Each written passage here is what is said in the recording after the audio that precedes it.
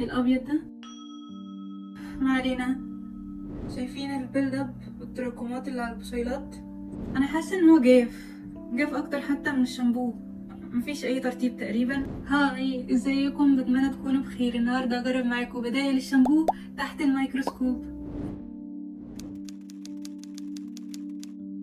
اتكلمنا في الفيديو اللي فات عن ايه هو النوبو وازاي ينتشر وايه هو اساسه العلمي، وقلنا ان النوبو هو اننا نغسل شعرنا بالميه بس، زي الشوفان وورق السدر او البلسم. وبالنسبه للاساس العلمي لبدائل الشامبو، فبلوجر زي جي عمل التجربه على المنظفات اللطيفه على الشعر زي البيكنج صودا وخل التفاح والبلسم والطمي والشوفان، وقارنتهم بالشامبو. لقيت ان معظم بدائل النوبو مش بتنضف الشعر، ولقيت ان اسوأ حاجه كانت البيكنج صودا وخل التفاح، واحسن حاجه كانت ميه الشوفان. وشافت ان ده بسبب نسبه الصابونين اللي في الشوفان. طب اشمعنى الصابونين هو اللي بيقدر ينضف الشعر؟ لان الصابونين يعتبر نون ايونيك سيرفاكتنت. يعني ايه؟ يعني منظف مش بيطلع شحنة معينة، عكس شامبو السلفيت اللي بيطلع شحنة سالبة فيهيش وينشف الشعر، وعكس البلسم اللي بيطلع شحنة موجبة فيسبب تراكمات وما ينضفش الشعر. واتكلمنا بالتفصيل عن كيمياء الشامبو والميكانيزم اللي بينضف بيه الشعر في الفيديو اللي فات. طيب يعني في الاخر ايه بدائل الشامبو اللي ليها اساس علمي؟ نظريا الصابونين موجود في نباتات كتير، وحتى موجود في الاكل بتاعنا زي الشوفان والحمص والعرق سوس. ايه ده؟ يعني انا ممكن اشرب عرق سوس وفي نفس الوقت انضف شعري؟ ايوه، الطبيعة مش حرمانة من حاجة. لو دورنا في الطبيعة هنلاقي كل حاجة فيها واصلها كان فيها. وفي دراسة حبت تشوف نسبة الصابونين في النباتات مختلفة، وده كان سنة 2017. طلع ان من اكتر النباتات اللي فيها صابونين العرق سوس وزهرة الربيع والحلبة وورق قصب السكر. والنهاردة هنجرب بدائل الشامبو اللي ليها اساس علمي، وهنشوف تأثيرها على الشعر تحت الميكروسكوب. التجربة هتكون ان احنا هنشوف الشعر قبل ما يتغسل تحت الميكروسكوب، وبعد كده هنشوفه تحت الشامبو عشان نقدر نقارن بدايله ونشوف مدى فعاليتها. كل بديل هسيبه على شعري من دقيقة ل5 دقايق، وبعد كده اغسله. هقسم شعري ل5 اجزاء، وعلى كل جزء هطبق بديل واحد. طيب ازاي نحضر بديل الشامبو اصلا؟ بالنسبة للنباتات اللي فيها صابونين فلازم نستخرج المادة الفعالة الأول عشان تقدر تنظف الشعر، ومن طرق استخراج الصابونين هي المية والميكروويف. فتعالوا نشوف ازاي هنحضر بدايل الشامبو. المفروض لو شعرنا قصير أو متوسط نستخدم من 2 ل3 معالق، يعني تقريبا 10 جرام. ولو شعرنا طويل نستخدم 4 معالق، يعني 20 جرام. قصاد كل 10 جرام من أي نبات فيهم نستخدم 200 مللي من مية. وأنا هنا استخدمت 10 جرام بس عشان أقدر أطبق على كذا جزء من شعري. ممكن تسيبوها من دقيقتين لدقيقة ونص على حسب قوة الميكرويف بتاعكم. هنبتدي نصفي المكونات وهندخلها في الإزازة. وقبل ما ندخل التجربة هنشوف مع بعض شعري تحت الميكروسكوب عشان نشوف طبقات الزيوت وازاي بدائل الشامبو ممكن تشيلها.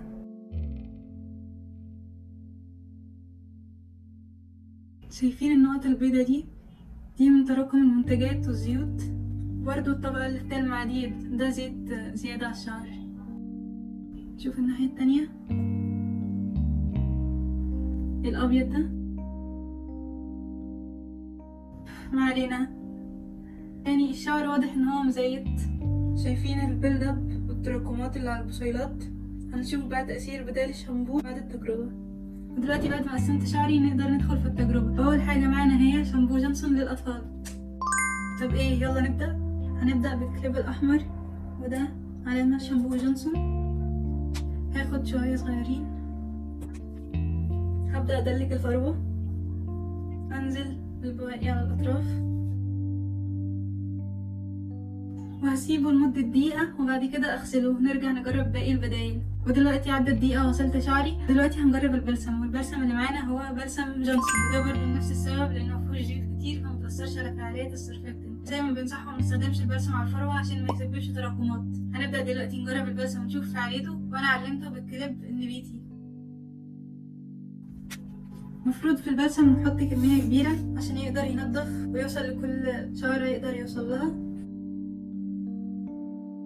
وبعد ما حطيت البلسم على شعري هسيبه دقيقتين واغسله وارجع لكم. وهنجرب دلوقتي مية الشوفان وهنشوف تأثيرها على الشعر، وهنعلمها بكليب بيج.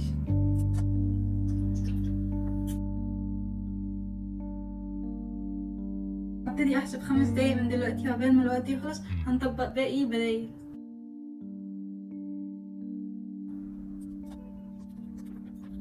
وخلصت تطبيق عرق السوس، ودلوقتي هروح اغسل شعري لانه عدى 5 دقايق. ودلوقتي غسلت شعري من مية الشوفان وورق السدر وعرق السوس، وهستنى من 4 ل5 ساعات عبال ما شعري ينشف واشوف تأثير المواد دي على شعري. دلوقتي رجعت لكم بعد 4 ساعات ودلوقتي شعري نشف تماما.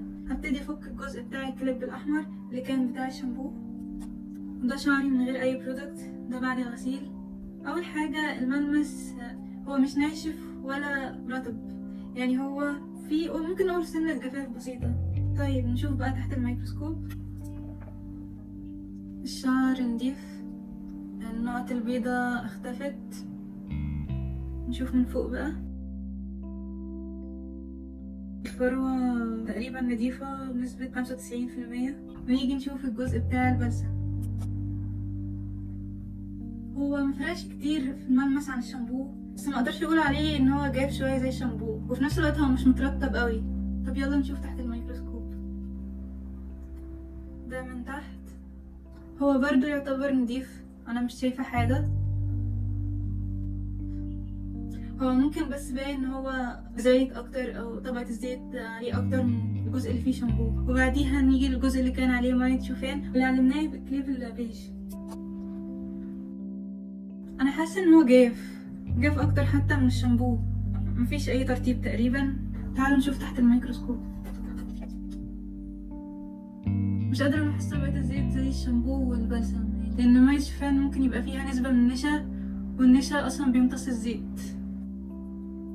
انا شايفه ان الفروه لسه فيها سكيلز صغيره وقشره، لسه في بيلد اب في الفروه. نيجي بعد كده الورق الصدري اللي علمناه كليب الاخضر.